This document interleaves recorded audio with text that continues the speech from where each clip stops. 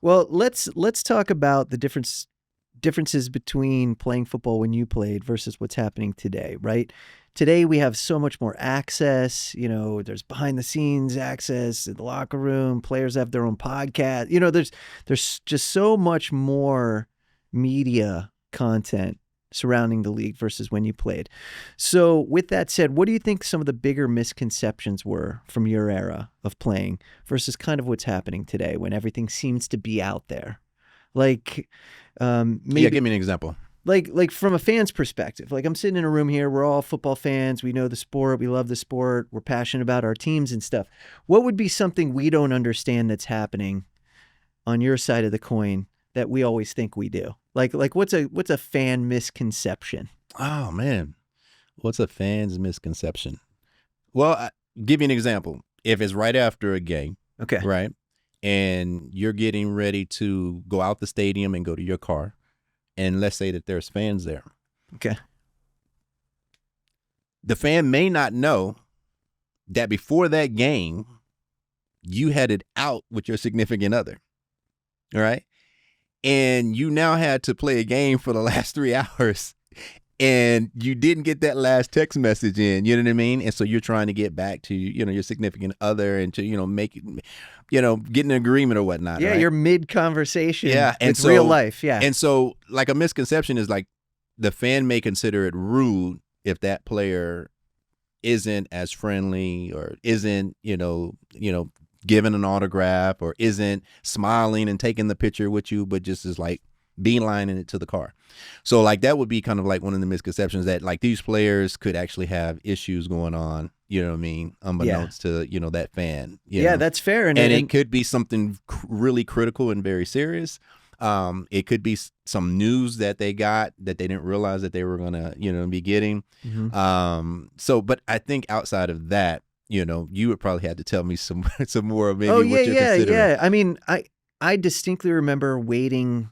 I was in Cleveland. This was for a baseball game. Ken Griffey Jr. was playing for Seattle.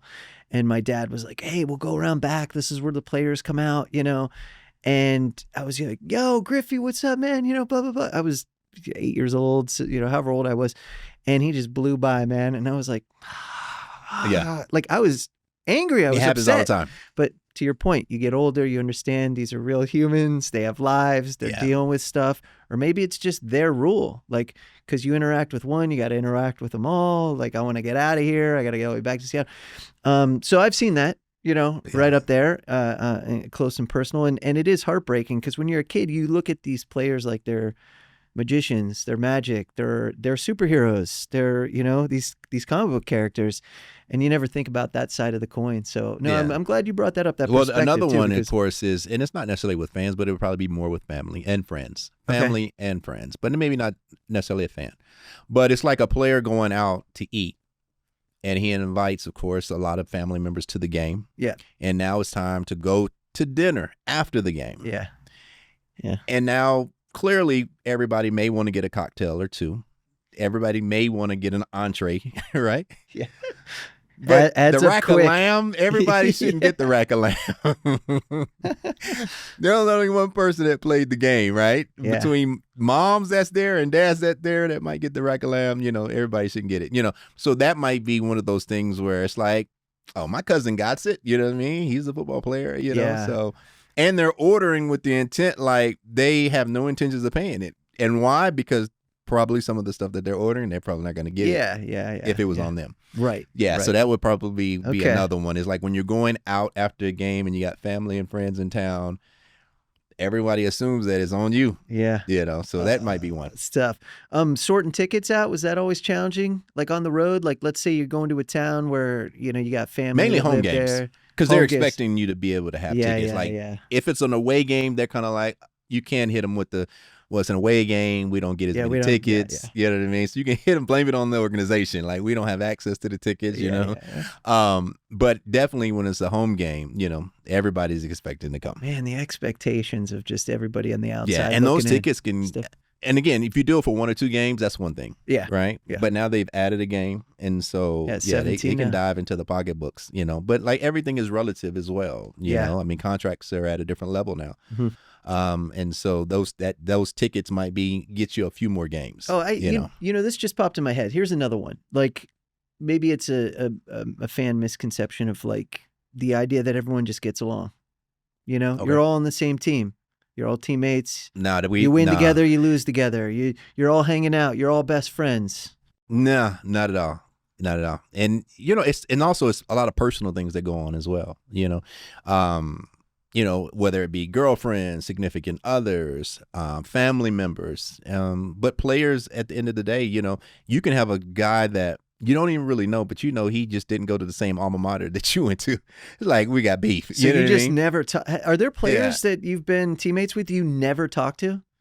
You just never even said hi? Probably just didn't get, an opportunity to. Maybe they were the special opportunities teams weren't necessarily, not that they weren't even there. You just didn't take the opportunities to really get to know one guy versus another guy. I mean, it's a lot of players. Yeah, like for instance, if you're on a team and you have a couple of guys that are on your team that played with someone that you knew from a different team, right? You're more apt to be able to already have something in common with that person.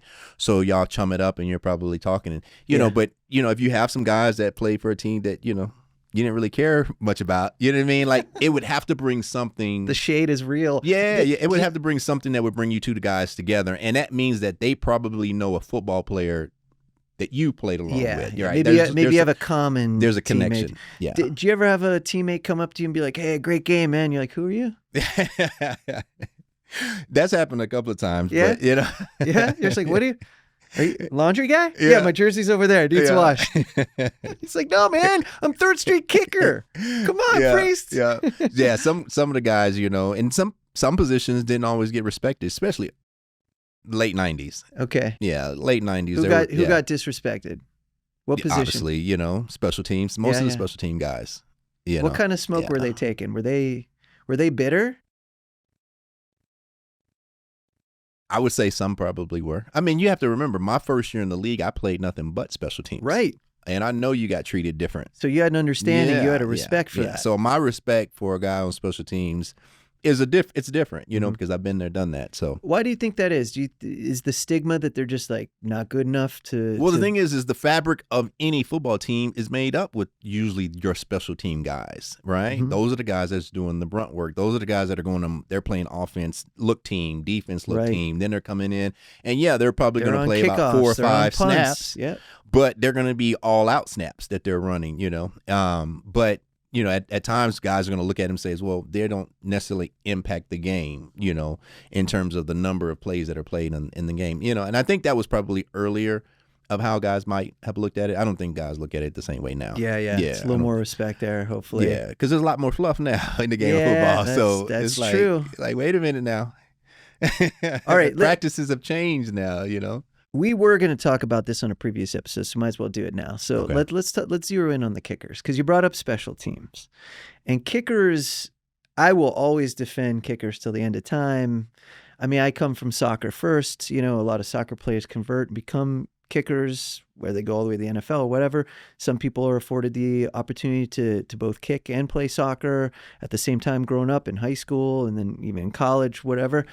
But this particular position is so unique because there is so much pressure on one single moment, right? It is. And not only that, but other people are involved, meaning like it has to be a good snap, then it has to be a good catch, then it has to be a good hold. The hold is what it's about. Then it has to be a good kick. Then the weather. That's right. Then the opposing team all jamming their hands up because everybody knows what's happening. It's not like a normal offensive play where it's like, is this going to be a run? Is this going to be a pass? We don't know what it is. That's right. We know what's happening here. And everything is working out to be not in the favor of the kicker. Yeah. And then this guy has one thing he's got to do, and he either does it or he doesn't, right? It's so much pressure. How do you feel about the kicker position? Like, and are kickers respected on teams? In the 90s, it sounds like maybe not so much. If I'm Scott Norwood, I feel like you can't ever go to Buffalo ever again. But if you're Adam Vinatieri and you're kicking the game in the field goal, Adam had some swag during his career. He really did. Yeah. He was lighting it up too. You're either all the way over here or you're all the way over here. Yeah, that's right. Yeah. How did the other positions look at the kicker and how were they treated? Sometimes they have to make tackles too, right? this is where I found out for kickers, which made them valuable, is because they took on that leadership role and took it pretty serious, right? And so for those kickers that were more outspoken, right, and took leadership roles within the team, participated in gathering guys together, like, you know, for the younger guys, getting them all on the same page, saying, you know, there's a chapel service that takes place also in the morning, because you talked about what happens on the road or what happens on a road trip. Right. Well, you know, before the game, about 3.5 hours before that game, there's an actual chapel service. So for guys that want to kind of lock in, want to be on the same page with guys, you know, they may be used to going to church, they get an opportunity to do that, you know, and it's in the team room. You may have about 20 guys, you may have about 5 guys, but you get that opportunity. And I noticed that, you know, on most teams, the kickers usually are more affiliated with gathering guys together. And I think that's what kind of keeps their value. Because outside of that, man, when they muff the punt, or, you know what I'm saying, or miss that field goal, guys are looking sideways at them, you know. And so it takes a lot for them to come back, because guess what? Even though they could miss a field goal, they may not have that opportunity again for another couple of games before that comes back, you know, where it's that crucial for them to make that play. And then guess what? Everybody loves them again, you know. But it's kind of a love-hate relationship when it comes with kickers, you know what I mean? Because, you know, you're expecting them to make that shot. And you're looking at them like, look, during practice, while we're running laps and, you know, busting heads against everybody, we're looking at their workout and we're like, okay, wait a minute. Setting up that tee. Yeah, they just setting up the tee. But they're by themselves. Yeah, they're all by themselves. Their whole entire practice, man. They're by themselves. They're setting it up. They kick a couple of field goals, man. They move over here to the other side of the field. They do the same thing, you know. Breaking news from Bet365. New customers bet $5 and get $150 in bonus bets, win or lose. Sign up, place a bet for $5 and get $150 in bonus bets, win or lose. Bonus bets can be used on the spread, player props, futures, and so much more. Whatever the moment, it's never ordinary at Bet365.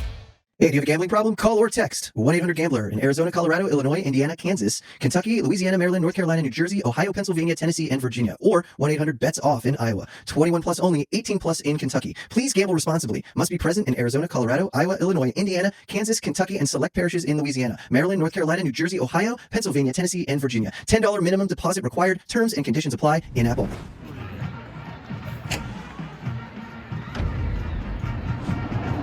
This has been a Playmaker production.